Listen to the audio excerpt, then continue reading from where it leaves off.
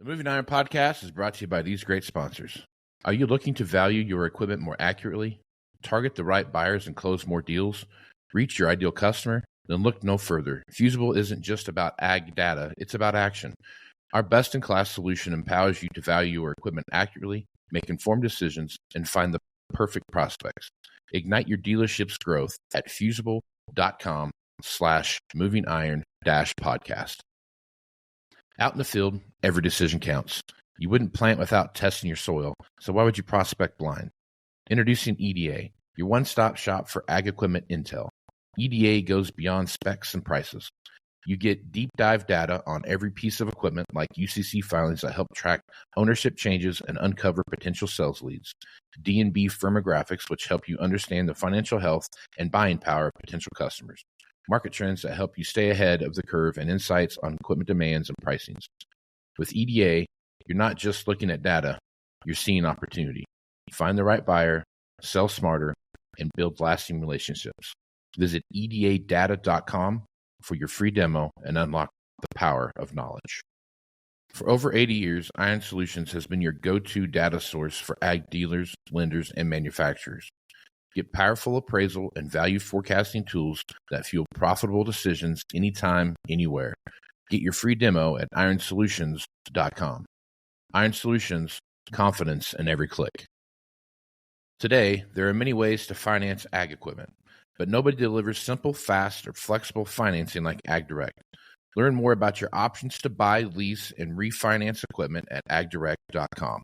Valley Transportation has been hauling ag and construction equipment across the country for the past 33 years. Call Parker at 800-657-4910 for all your trucking needs. At Valley Transportation, our goal is to help you reach yours.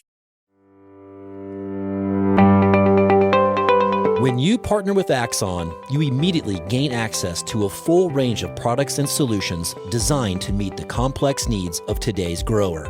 We carry all major brands and sizes of tires and wheels. We specialize in large diameter wheels for large equipment. We have one of the largest OEM replacement wheel inventories in North America.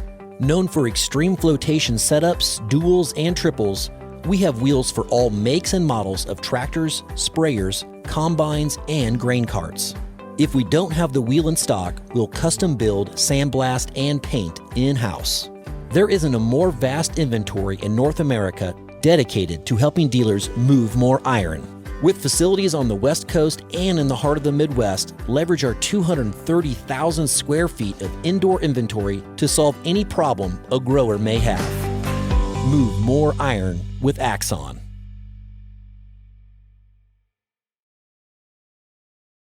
Moving iron in the 21st century. Hard-working people working hard for you and me. Moving iron time and time again. Through the years you'll find us here. Moving iron. Hello and welcome to Moving Iron Podcast. I got the folks back again here from Axon Tire, and we're going to discuss a little bit of a footprint study that they did on some Alliance VF 750 60R46s with Iowa State University, and talk about how that's impacting stuff there. But before we get too far down that road, there's some new faces on here that haven't been on here before, so let's just do a round the horn real quick, and we'll get everybody introduced here. So, John, you've been on before, but go ahead and introduce yourself again and what you do with Axon. Yeah, Casey, good to be back. My name's John Elder, and I'm the Director of Sales for Axon Tire and Wheel. Right on. And you got Roy Diener. He's been on here several times, and I don't know if you need an introduction, Roy, but just in case, throw one out there real quick. Thanks, Casey. Yeah, no, Roy Diener here. I'm the inside sales manager for the Axon Tire and Wheel side. So right on. Okay. Right on. Joe, go. Joe Berardi, give your tell who you are and what you do with Axon. Yeah. Hello, everyone. Appreciate you having me on here, Casey. Good to chat. Joe Berardi, VP of Sales for the parent company, CFI Solutions, and excited to be here and chat with you all today. Right on, Joe. We're glad to have you. And Lance Burrows, talk a little bit about what you do and what your role is with CFI and Axon. So I'm the sales engineer at CFI and Axon, mostly working on custom wheels and customer requests, also working on footprints and those tests. Okay, right on. So talk, just while we're on that topic a little bit, talk a little bit about, from the engineering perspective, what your role is with the customer and how you are interacting with them. A lot of times I'm working with the inside sales or outside sales teams. Mm-hmm. They'll be working directly with the dealers and customers, come up with new requests or looking for certain row spacing, things like that. And then I'll bring it back in from the wheel side and see if we can get there. Right on. Makes sense. Okay.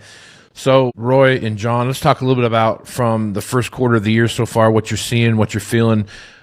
What are the customers kind of telling you guys right now? It seems like there's some cautiously optimistic outlooks here for 2024. I guess, John, start with you first.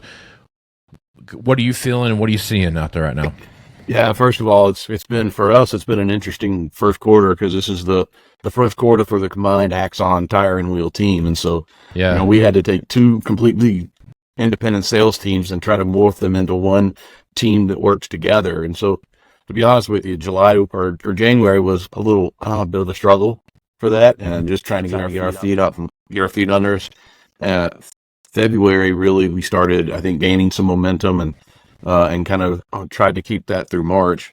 I think you're right. There's a lot of, cautious optimism. There's still a lot of quoting activity. There's people talking about buying. The market is moving, but it's, people just aren't maybe pulling the trigger quite as quickly as what they have in the past. So they're still checking things out, and we're still, able to help and support and do that. But I think so far this year, what it feels like to me is that people are buying what they need and not buying everything that they want. I would echo that statement very, very loudly. It seems like taking care of the absolute needs first, and if there's still something there, they're going to take a look at what they want and some upgrades, some kind of things down the road. I think there's going to be the second half of the year might be the tell of the tape too, as to what that might look like as that continued. I know I need some of this stuff, but I'm hearing I'm going to wait till later in the year to start making those decisions. So we'll see what comes out of that. Right on. Yeah, and I think right now the other thing, Casey, is with the sprayer EOPs that are the John Deere one just kicked off. I think Case kicks off next month, and so I think after we, the dealers have a chance to get through some of that, they'll have a better idea, at least on where they feel they're going to end up anyway. Yep, for sure. And I think once guys get stuff planted and they start seeing stuff emerge and looking at some crop pricing and those kind of things, they typically tend to swing one way or the other based upon that. So it'll be an interesting spring for sure. Roy, what are you seeing out there, man? Yeah, second what John's saying, it's people are buying what they need, not really what they want, and then just there's pockets, just having to fight a little harder to find, tires and wheel solutions that are needed out there. But we're getting there.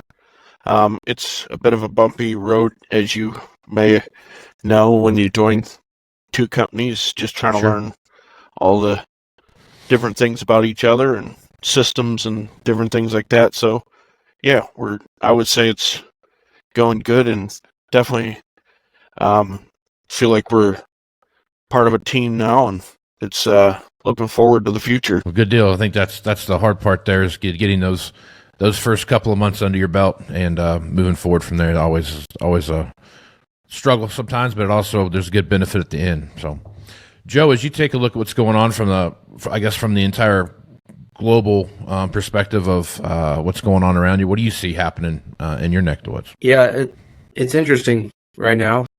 Interest rates have definitely had an impact. People zip the vest up a little tighter and just repair rather than replace, that sort of thing. But we've seen a bit of a boost in kind of the replacement market from that standpoint. So that's where it's kind of good to go through a down cycle, to have multiple aspects of the business, replacement and the new. So that's definitely been good.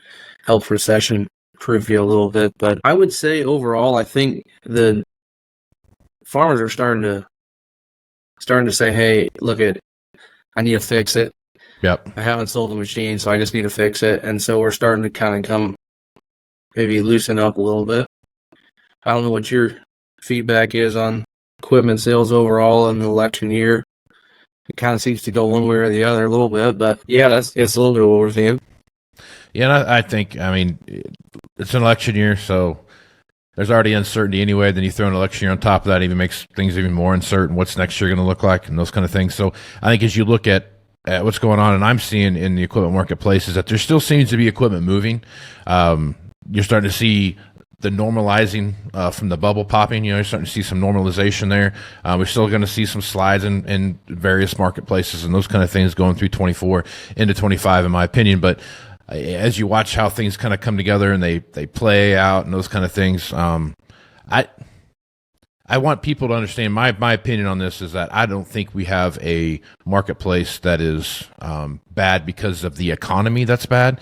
We have a marketplace that's coming out of an inflated economy that had some exterior factors working against it, that we are now just getting back to what, quote, new normal is going to be. And it's going to take a little while. It's going to take some pain. All these bubbles, when they pop, have this kind of a reaction, but we just need to work our way through them, and then we see what comes out on the other side. I'm pretty confident that crop prices are going to move in a positive direction for us here this year. So I think that's going to have a good draw for us. So overall, I'm like everybody else. I'm cautiously optimistic about 2024 as we look into what's going on there. So I think there's going to be some positive things that come from it for sure. That's good. I agree. I'd say one thing that we've really seen a lot of in the last, say, 6-8 months is that in general, just the used equipment's kind of, the market's fallen. And I mean, we're seeing it in our trades as well, like what we would have given for something a year ago versus what we can give for it now in order to be able to resell it and make anything on it, it's changed, just from the used tire aspect. So that's been a unique thing to try to overcome. But I would say we're in a good position with, good inventory levels and good used options and whatnot. So, no, I would say we're positive too, for sure. Yep. Yeah, supply's caught up with demand, so we're working our way back through that whole thing there. So, well, good stuff, guys. It looks like you're in the same camp that I'm in, and we'll just have to wait and see, right? That's what's gonna happen here. All right, Lance, let's talk a little bit about the study that you put together with Iowa State. And first off, why'd you do it? And then what's the importance of the study that you did? Reason we did that, this 750, 6046, that's a new tire size in the industry. And we've done testing before where you kind of drive a sprayer and try to spray, get a footprint, and kind of look at it. We want to get more accurate this time. So we took it over to Iowa State. They did the testing for us. On this one, they had a John Deere 612 sprayer, fully loaded. So that was full fuel tank, full solution tank, full rinse tank. And then they had their artificial soil test bed that they had the machine raised up, and then they lowered it down in the soil test bed, lifted it back up, got all the measurements, 3D scanned it, so they could analyze it later. I feel it's the most accurate representation of what that tire is actually going to do in the field. Okay. So were the test results what you expected? Were they better than expected? What would you come up with as you went through the test? To start with, I wasn't sure exactly how it was going to compare. What they found at the field speed pressure at 12 psi, we had 5% more footprint compared to an 855/46 tire. Really? And then 5% more than that? 5% more. Wow. Okay. And then at road speed, 17 psi going down the road, it's a similar footprint. Okay. So basically what you're saying is you had the footprint of a 800 metric tire. More than 5% more. More than, yeah. That's quite impressive that you can do that with a smaller tire. So as you look at that, as you talk to your customers about that, is there anything, I mean, where would you put that at in a conversation with your customer? Like, guys working on two different machines, looking at two different things. I mean, obviously on a floater tire or something like that, you see these sprayers now going down the road, and they're so much more wider because they've got an 800 tire on it. Not that the 750 is that much more narrow than an 800. It's slightly more narrow than an 800, but it's more narrow regardless, right? So now you start looking at that. Talk a little bit about speed to weight ratios and those kind of things, and how this tire is going to benefit somebody that does a lot of roading with their sprayers, which is everybody for the most part. As far as I know, it's similar as far as that. Be happy for the others to kind of chime in on their thoughts on that. I guess one of the things that we really wanted to talk about, Casey, is that a lot of people look at the tire size and they see the first number, 750 or 800, and they automatically go, I want to go 800 because it's going to be a bigger footprint, less compaction. Right. And that's what it's all about with these sprayer flows, right?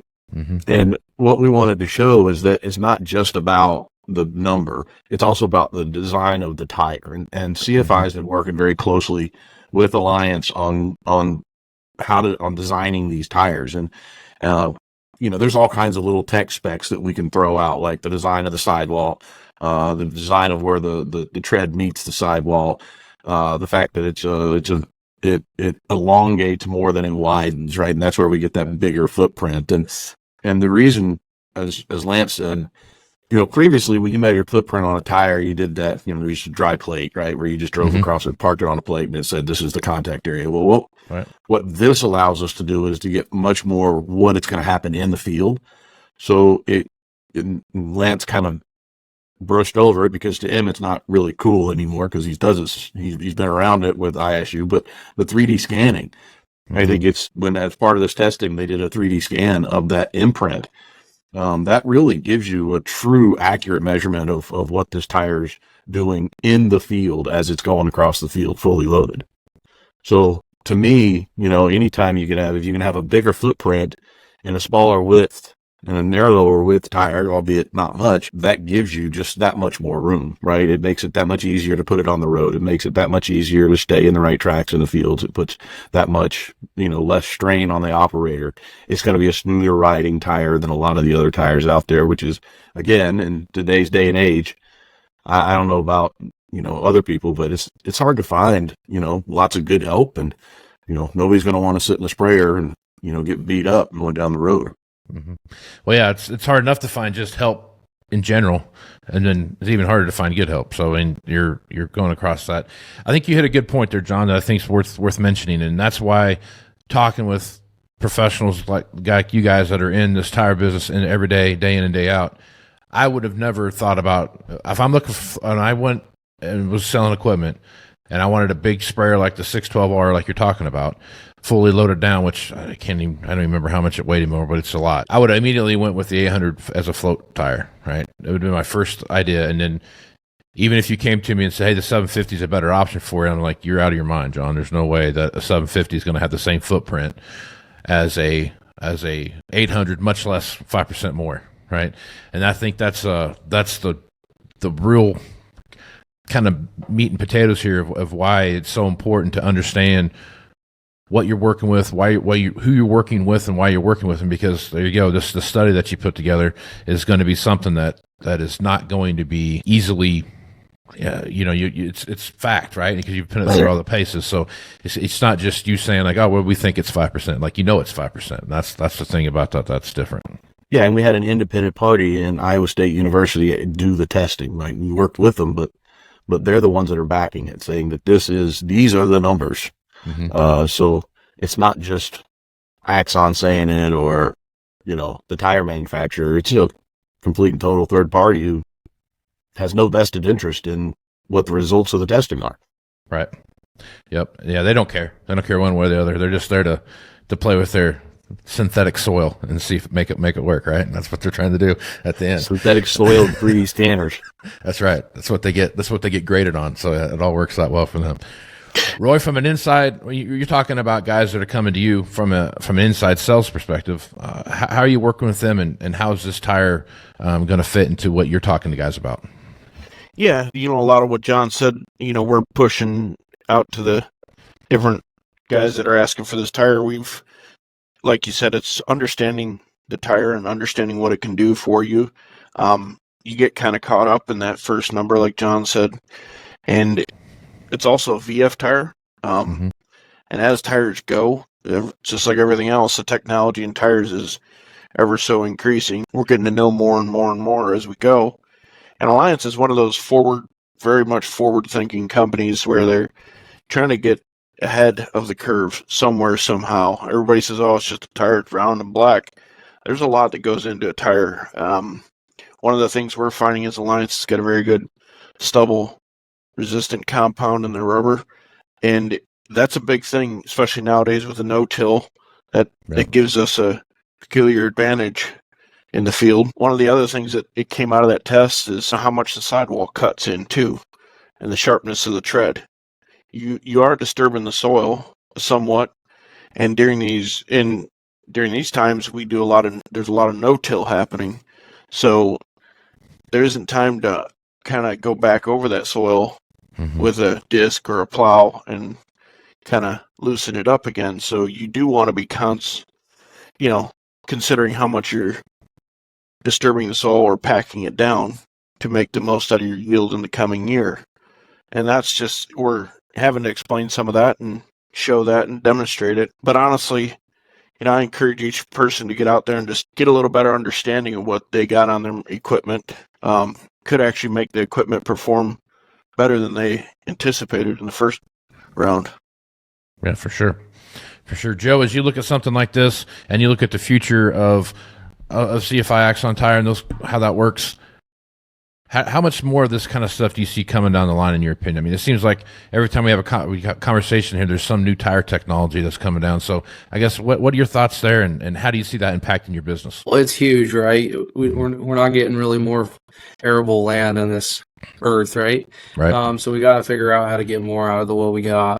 I was just reading an article the other day that said, I can't remember how many thousands of acres turned into urban development, but so it is important, and we are looking, like Roy said, to keep exploring, whether it's VF technology, whether it's air inflation.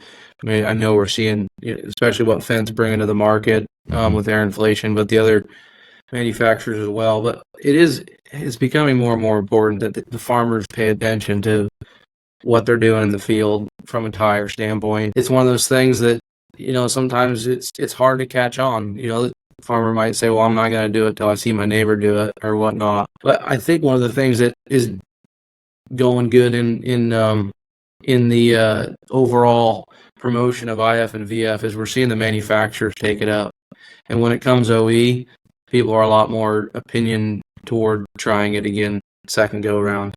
And I would say that's one reason why we're so committed to this tire and some of this VF technology, and especially from someone like Alliance who's in at the OE level on the sprayer tires and those sorts of things. And that long-term relationship of providing the best technology possible to the farm that's where we need to get to. That's where we're heading. Right on. So Lance, now that you have this technology in front of you and this information in front of you, have you started looking at some engineering, like special type stuff where this tire actually made it possible for you to do something for a customer that you weren't able to do before? Haven't looked into that too much. We just finished the study not too long ago, so haven't really got into different use cases yet. Yep, that's coming though, because the equipment's not getting smaller, and they seem to It's make getting them want to heavier go and they want faster. to go faster with it too. That's right. I love that. You just see how fast we can make 80,000 pounds go. I like that. So it's exciting times. So it'll be interesting to watch how this thing progresses and grows. And this is some good stuff. John, last thought for you. Oh, go ahead, Joe. Sorry, Kate. Well, I was just gonna say one thing we did try to do with this is there's some big co-ops out there that they might have 710s on one machine, they might have 800s on another, they might have 620s on another. We did try to kind of hit that in the middle and maybe simplify it. So, if they're running all one size, it gets away from, I don't need two spares anymore, that sort of a thing. We're seeing some opportunity for that application. For sure. That makes sense, especially on the co-op side where it seems like they're bigger's better, and they're going that way for sure. So, and it also helps on the replacement side. One thing we found with this tire is the ability to replace, whether you wreck the tire or wreck the rim, and the tire is still good by chance. You're not having to replace a whole assembly. This is something that you can just purchase the tire or purchase just the wheel without affecting much cost. There's that out there in the marketplace, which seems to add to the complexity and cost the farmer a bit more to keep going during a season in the rush of the season. Yeah, that's to bounce off of what Roy was just saying.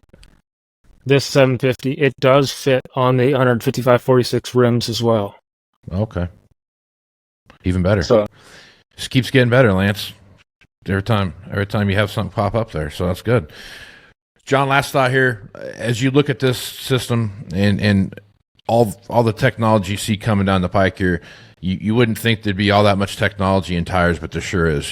There's a lot more stuff there than I learn something every time I do this. So I guess as you're looking at downstream, moving into 20, going through the rest of 24, stuff like this is a big deal. So when you're looking at customers and they're listening to this right now, what would be the one thing you'd tell them about, hey, this is the one thing Axon can bring to the table that maybe somebody else can't? I think one thing that Axon can bring to the table that other people can't is just the wealth of knowledge and the fact that we work with all the major tire manufacturers in the ag space. And those numbers are getting smaller. I mean, with Yokohama, with owning both Alliance and Trelleborg.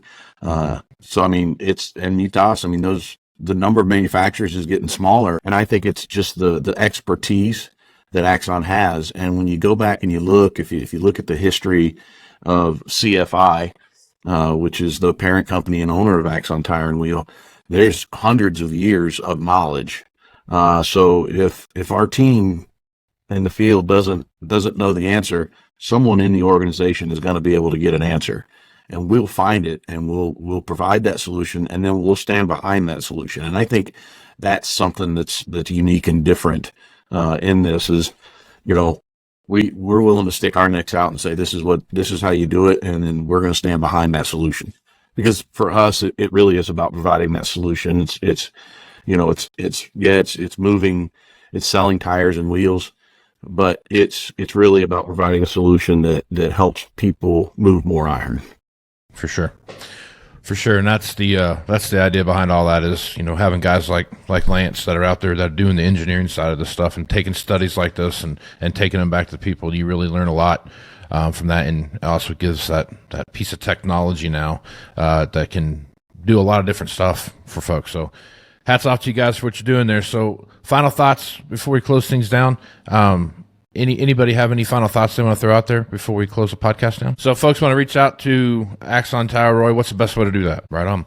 And in the show notes, if you guys want to learn some more about this or inquire more about the study, in the show notes there'll be a link. I'd say it on air here, but it's about a mile long, so I gotta in sake of time, it take a while. So just check out the show notes. You'll see a link there. I check that link out because it does go to that actual study that's there, and it'll tell you everything you need to know. So looking forward to that. So guys, I appreciate you being on. Look forward to having you on again next month. So see you. Thanks, Casey. Right.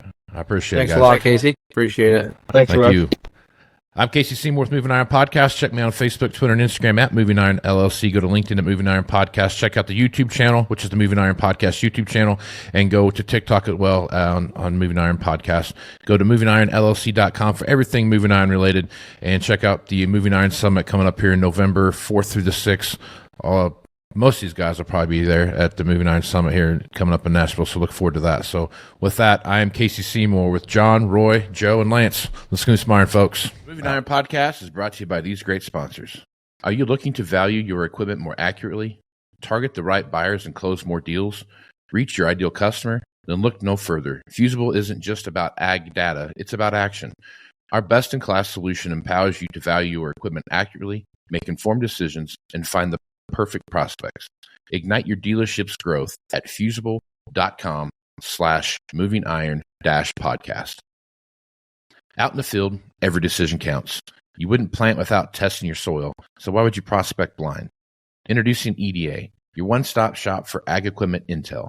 EDA goes beyond specs and prices. You get deep dive data on every piece of equipment like UCC filings that help track ownership changes and uncover potential sales leads. D&B firmographics, which help you understand the financial health and buying power of potential customers. Market trends that help you stay ahead of the curve, and insights on equipment demands and pricings. With EDA, you're not just looking at data, you're seeing opportunity. Find the right buyer, sell smarter, and build lasting relationships. Visit edadata.com for your free demo and unlock the power of knowledge. For over 80 years, Iron Solutions has been your go-to data source for ag dealers, lenders, and manufacturers. Get powerful appraisal and value forecasting tools that fuel profitable decisions anytime, anywhere. Get your free demo at ironsolutions.com. Iron Solutions, confidence in every click. Today, there are many ways to finance ag equipment, but nobody delivers simple, fast, or flexible financing like AgDirect. Learn more about your options to buy, lease, and refinance equipment at agdirect.com. Valley Transportation has been hauling ag and construction equipment across the country for the past 33 years. Call Parker at 800-657-4910 for all your trucking needs. At Valley Transportation, our goal is to help you reach yours. This podcast is proudly provided by Axon, helping dealers move more iron for the past 100 years. Find out more at axontire.com. Move more iron with Axon. Moving higher in the 21st century.